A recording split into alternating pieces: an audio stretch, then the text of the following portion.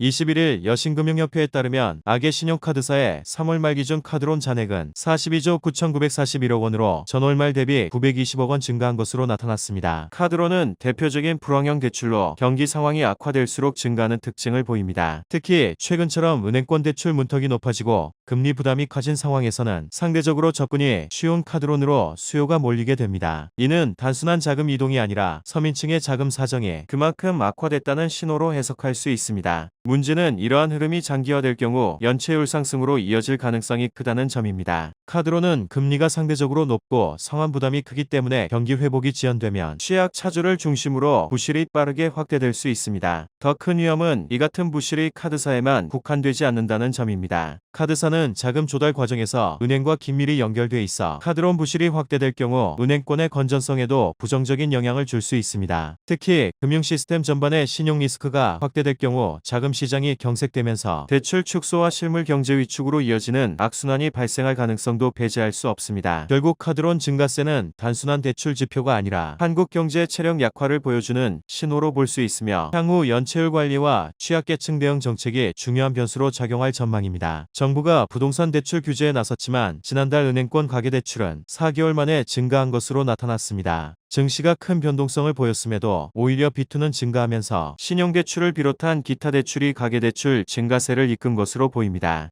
한국은행이 8일 발표한 금융시장 동향에 따르면 3월 말 기준 예금은행의 가계대출 잔액은 1172조 8천억 원으로 전월보다 5천억 원 증가했습니다. 기타 대출 잔액은 237조 1천억 원으로 5천억 원 증가했는데 주식 투자를 위한 신용대출이 늘어난 영향으로 보입니다. 가계대출 증가세가 이어질 경우 금융 시스템 전반에 부담으로 확대될 수 있습니다. 특히 신용대출 중심의 증가 흐름은 금리 변동에 취약한 구조를 만들며 향후 금리가 상승하거나 증시가 조정을 받을 경우 연체율 급등으로 이어질 가능성이 있습니다. 실제로 레버리지를 활용한 투자 비중이 높아질수록 주가 하락 시 반대 매매가 급증해 시장 변동성을 더욱 키우는 악순환이 발생할 수 있습니다. 또한 가계의 이자 부담이 늘어나면서 소비 여력이 위축되고 이는 내수 경기 둔화로 이어질 가능성도 있습니다. 금융당국의 대출 규제에도 불구하고 위험 자산으로 자금이 쏠리는 현상이 지속될 경우 단기적인 시장 충격이 실물 경제 전반으로 확산될 수 있다는 점에서 보다 정교한 관리가 필요해 보이는 시점입니다.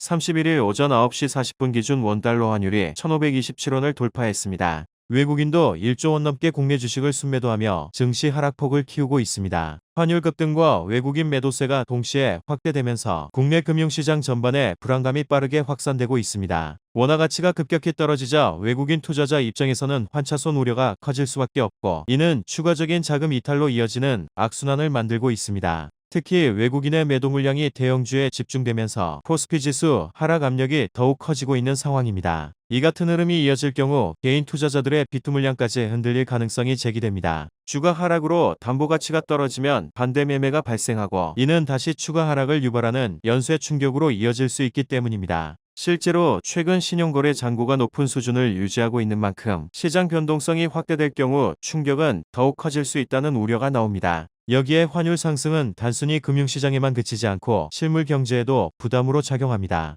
수입 물가 상승으로 이어지며 인플레이션 압력을 자극하고 이는 다시 금리 상승 기대를 키우는 요인으로 작용할 수 있습니다. 결과적으로 고환율 고금리, 증시 하락이 동시에 나타나는 구도가 현실화할 가능성도 배제할 수 없는 상황입니다. 시장에서는 당분간 외국인 수급과 환율 흐름이 핵심 변수가 될 것으로 보고 있습니다. 중동발 지정학적 리스크가 완화되지 않는 한 글로벌 자금이 안전자산으로 이동하는 흐름이 이어질 수 있기 때문입니다. 이에 따라 금융당국의 시장 안정 대응과 함께 외환시장 변동성을 억제하기 위한 추가 조치 여부에도 관심이 쏠리고 있습니다. 지난달 카드론 잔액이 2달 연속 증가한 것으로 나타났습니다. 23일 여신금융협회 통계에 따르면 9개 카드사의 지난달 말 기준 카드론 잔액은 42조 9,022억 원으로 집계됐습니다. 여기에 카드론을 갚지 못해 카드사에서 다시 대출을 받는 대환대출과 결제성 리볼빙 잔액도 전월 대비 증가했는데 대환대출 잔액은 지난달 1조 4,641억 원에서 1조 5,399억 원으로 증가했습니다. 특히 카드론은 금리가 상대적으로 높은 고금리 대출인 만큼 잔액이 늘어날수록 이자 부담이 눈덩이처럼 불어날 가능성이 큽니다. 문제는 기존 대출을 갚기 위해 다시 대출을 받는 돌려막기 구조가 확산될 경우 가계의 부채 구조가 더욱 취약해질 수 있다는 점입니다. 여기에 기준금리 인하 기대가 지연되거나 고금리 상황이 장기화될 경우 취약 차주의 연체율 상승으로 이어질 가능성도 제기됩니다. 실제로 소득 증가 속도가 부채 증가를 따라가지 못하는 상황에서 소비 여력은 급격히 위축될 수밖에 없습니다. 이는 내수 경기 둔화로 이어지며 경제 전반의 회복세에도 부담을 줄 수 있습니다. 또한 금융권 전반으로 리스크가 확산될 가능성도 배제할 수 없습니다. 카드사 건전성이 흔들릴 경우 자금 조달 비용이 상승하고 이는 다시 대출 금리 인상으로 이어지는 악순환을 초래할 수 있습니다. 결국 가계부채 문제는 단순한 개인의 문제가 아니라 금융 시스템 전반의 안정성과 직결된 문제로 향후 경제의 핵심 위험 요인으로 부상하고 있습니다.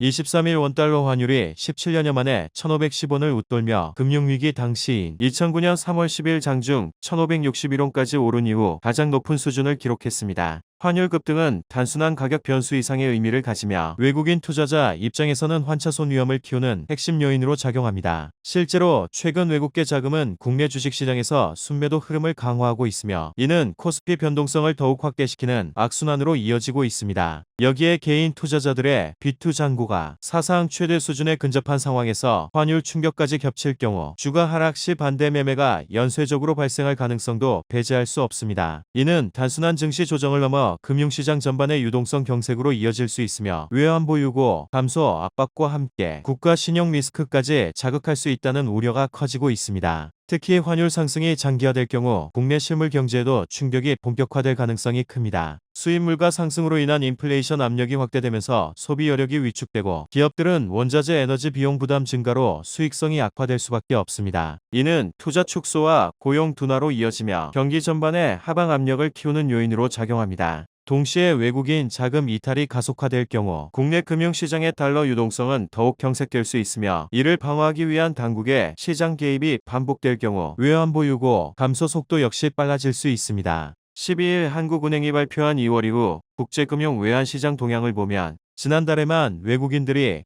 국내 주식을 135억 달러, 우리 돈으로 약 20조 원 가까이 팔아치웠던 것으로 나타났습니다. 기존 월간 최대 순유출 규모는 2020년 3월에 110억 4천만 달러였는데 이 기록까지 넘은 겁니다. 외국인 자금 이탈의 배경으로 높은 환율에 따른 환차손 우려도 작용하고 있습니다. 원달러 환율이 상승할 경우 외국인 투자자는 주가가 오르더라도 환율 변동으로 실제 수익이 줄어들거나 손실을 볼 수 있기 때문입니다.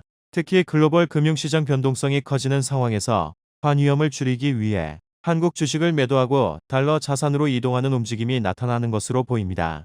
개인 투자자들의 과도한 레버리지 투자도 또 다른 불안 요인으로 지목되고 있습니다. 금융투자업계에 따르면 신용거래 이용자 등 이른바 비투 규모는 약 33조 원 수준까지 불어나 사상 최대치를 기록한 상태입니다. 문제는 시장이 하락세로 전환될 경우 대규모 반대 매매가 촉발될 수 있다는 점입니다. 주가가 일정 수준 이하로 떨어지면 증권사가 담보 부족을 이유로 보유 주식을 강제로 매도하게 되는데 이 과정에서 매도 물량이 한꺼번에 쏟아지며 지수가 급락하는 악순환이 발생할 수 있습니다.